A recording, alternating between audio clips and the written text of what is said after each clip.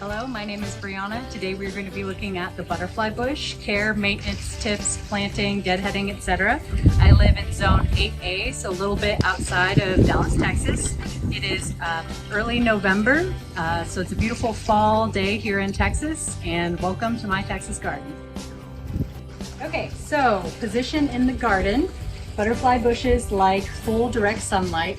In Texas, it means actually full direct sunlight. I've come to find out as a novice gardener that direct sunlight in Texas doesn't always necessarily mean direct sunlight, but it did survive July and August here during the hottest times of the summer. So this is the butterfly bush. Again, direct sunlight. I have mine in a container. You can plant it in the ground. It needs fully draining soil. So I live in 100% clay soil. It's hard for me to get stuff in the ground and it is not fully drained. I do have a butterfly bush in my front yard that I planted directly in the clay. It's only been there a couple of months. It's doing all right. But this one I have had for about a year and a half. I got it for about $30 at my local nursery, so pretty inexpensive. It's doing well. The blooms just started here in the early fall when the weather conditions got less harsh from summer. So yes, this is my container. Obviously, the smaller container you choose, the smaller plant you're going to have, and you're going to have to prune it back a lot if you want to keep it in a smaller container. You can gradually increase the size of containers. Rule for that is usually, I think, 2 to 3 inches larger container each time you bump it up. Average garden soil is fine, fully draining. So my container has a dish at the bottom, a reservoir to catch water. Probably not the best idea because it's supposed to be, it doesn't like to sit in water. You risk the chance of root rot. However, this container was given to me by my mother-in-law and it's beautiful, and I just take care not to overwater it. We will go over watering in the watered section. I also put a couple of inches of mulch on top. It helps keep out these weeds. They still grow. It also helps protect the roots in winter, and in summer it helps retain moisture. If you're planting it in garden soil, you do not need to fertilize it. It does not need fertilizer. Directly in clay soil or less nutrient-rich soil, you're probably going to want to put compost on it. So my butterfly bush in the front yard, I will probably add compost to it in the spring during its active growing season. And yeah, so full light. Do not need to take it in the winter. So this survived the snow we got in February here in the Dallas area, Texas, just fine. It got really ugly, lost all its leaves, all its flowers. I honestly thought it was dead, but springtime came around and it bounced back. What you do, it's very obvious to prune it. Once it comes back, is you'll see green growth on some of the stems, and then some of them will be really woody and dead looking. You can go over pruning when I get to that point, but you just cut off the woody dead looking pieces. Butterfly bush, again, we'll go over this in pruning, but butterfly bushes really like being pruned. New growth always appears on the pruned back pieces. So that is what I have learned about planting. Let's move on to watering. Okay, for watering, like I said, you don't want to overwater it because you risk root rot, but I have found it's kind of hard to overwater the butterfly bush, especially when it's actively growing like this, because it does take a lot of water. In the summer, I was watering it every other day, or sometimes every day. In the winter, I won't water it at all. I don't have to water it right now because we had a really large thunderstorm about 3 days ago, so it's completely saturated water. Even though I can't see it on the bottom, I know it's getting enough water. So for the water, for potted plants for water, the general idea is to water for 10 seconds every gallon that the container is that your plant is in. So this obviously doesn't tell me how many gallons large this container it is. Like I said, it was a gift from my mother-in-law. So what I do is I try to picture how many gallons of milk actually equals this container. If I had to guess, maybe like 4 gallons or so. You want to make sure when you do water it that you're watering it deeply. Otherwise, how you can tell that it's not being deeply watered is the roots will actually start to come to the surface. So if you're shallow watering a plant, you'll start to see the roots at the surface, which is bad because in winter that could damage the roots because they're more exposed, and you just want them deep in the pot for protection. So for watering, make sure you always water at the base. This actually is broken, but I keep it around because my 1.5-year-old likes to kind of water my plants or hit me with it while I'm watering my plants. But definitely recommend this.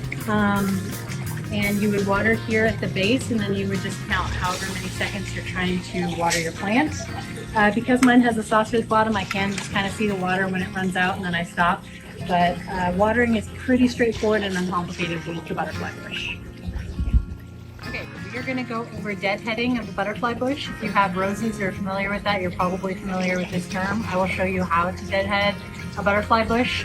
Not required, but definitely ideally you want to deadhead the butterfly bush because it encourages more blooms. If you don't, it will have seed pods grow that will drop and they will create inferior versions of your original plant. Also, if your plant, this pretty much goes for any plant, if your plant is focused on all its energy on growing seeds, it's gonna focus less energy on growing blooms. So if you are familiar with the butterfly bush, you probably noticed that mine really needs to be deadheaded. I intentionally didn't deadhead it because I wanted to show everyone how to do that. So there's a few blooms, especially on the bottom, but there's a lot of dead blooms up here on top. And the one I wanted to show you how to deadhead is actually over here. It's a really good example. Okay, so right here, you can see that there is an older bloom right here. There's still a few buds here on the end, but for the most part, it's an older bloom that's sharing the same stem with two newer blooms. So if we were to cut off this older one, it would help the newer ones to grow better. To deadhead, I use an old pair of scissors. The stems are not that tough. You can use shears, they're just a bit bulkier. I'll use shears for like the woodier parts of the stems if I want to cut back dead growth. But for deadheading, these are a bit more precise, and this is all we need. So you just cut off the part with the old bloom right here, and then that's it. And then you go to town on deadheading, and it's the same thing. It's usually 3 blooms are trying to blossom. See, there's older blooms here, but the newer ones are trying to emerge, and then you just go around. That's how you deadhead. Super peaceful. I work from home, so I spend some time every day watering and deadheading my flowers. It's just extremely peaceful, and I find it fun. If you don't find this kind of stuff fun, then I don't know if gardening is for you. I also try to look for bugs like spiders and other things that have made their homes in some of the older blooms. This goes for any of my blooms because I don't want to come in and destroy their home that took who knows however long to make. Oh, I saw a butterfly. Yeah, so live and let live is my policy. Here's a new bloom trying to blossom, and here's a dead one. So live and let live. But yeah, deadheading. All right, so I planted this butterfly bush out here a couple of months ago. I found it on sale at Lowe's for 75% off. So during that heat wave I keep talking about, in August, all of the plants at Lowe's and Home Depot went on sale for 75% off. So definitely a good tip on how to save money on great plants. I love butterfly bushes, so I grabbed it. I planted it here right next to the road. We don't live in an HOA, so I just hand dug up all the grass here and planted plants here because I hated the weedy grass that grew here anyways. This butterfly bush, I never do anything with it. We had a sprinkler that would hit it during the summer, and then I turned the sprinkler off a couple weeks ago, so it's just been getting whatever falls, whatever rainfall we get. But as you can see, it is definitely blooming here. Most butterfly bushes I've seen come in pink to purple to magenta colors.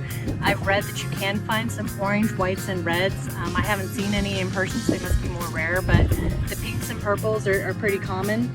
I brought my scissors in case I needed a deadhead, but this is just doing beautifully on its own. I think I'll just leave it alone. It's gorgeous. It's planted directly in the clay. I did not amend the soil, so amending the soil would be if I had mixed some compost or something else into the soil. I spent about $5 on it, so I was kind of rebelling, and I'm like, I'm just gonna plant it in the soil and see if it survives, and it is thriving.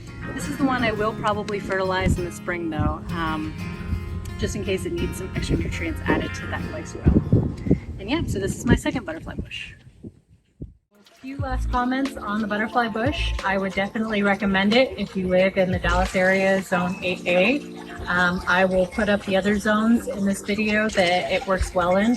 also makes a really excellent gift. I gifted a butterfly bush to my mother-in-law because for one, they're fairly inexpensive. For two, they're extremely easy to take care of.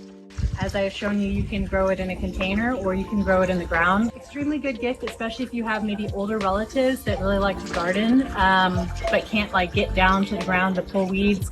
For people who enjoy gardening, we actually do enjoy pulling weeds and deadheading. But because this does require a lot of deadheading, maybe a container that's tall that they can reach or put it on a table in full sun that they could come out and do that with, and water every other day. So low maintenance, but it could be more maintenance if you're a person that likes to garden and you like to put in the time and effort. It's definitely going to reward you with some butterflies in the spring and the fall. You could consider moving it to the shade in the heat of summer, especially if you live in the Dallas area. You don't have to put it in your garage in winter. You can if you want to, but I didn't, and it fully bounced back in the cold.